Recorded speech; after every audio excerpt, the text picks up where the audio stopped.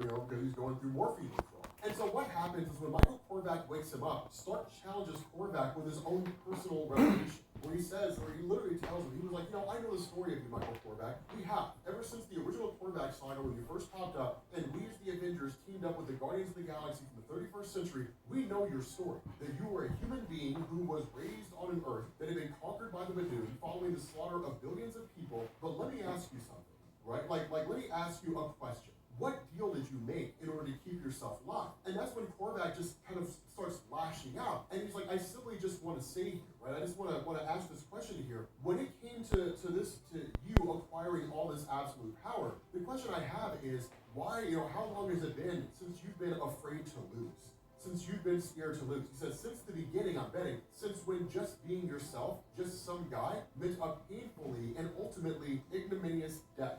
He says, look, I get it. Most of the time, I wear a bunch of metal just to feel real. And even then, the metal, the armor, it's not enough. He says, I thought you were full of crap with your whole crusade, but then I went and got some cosmic power for myself, and I realized it didn't work. It didn't fix anything.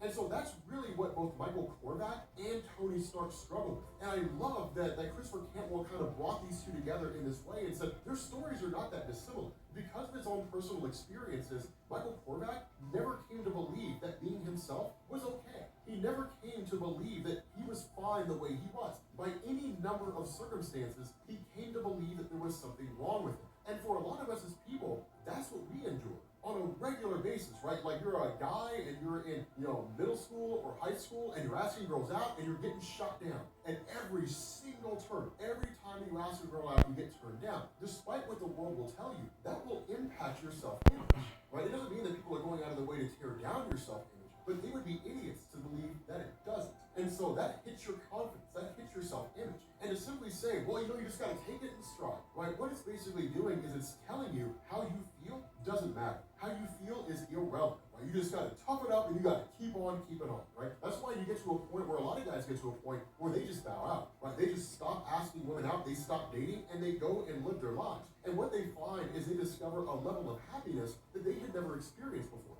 Because now their ability to be happy is not predicated on being, on dating somebody else. It's not predicated on somebody else's, positive opinions of them. That instead, it's just them living their life and leaving everything else behind. For a lot of women, it's the exact same way, because women get rejected too, right? Easier for girls to find dates, easier for men to form relationships. And so it's just one of those things where over the course of our lives, and not even just the dating scene, in the job world, right, interpersonal relationships, friendships, things like that, that over time, over the course of our life, we can oftentimes experience things that will make us feel worthless. It'll make us feel like we don't matter. And if we take that and we roll with it, and what we look for is some external validation to tell us that we do, then we'll follow the path of Tony Stark and Michael Korvac, jumping from one grand scheme to the next and never finding any measure of satisfaction there. Because the truth is that our struggle is internal, not external. And so again, it's a beautifully handled, piece of writing here. I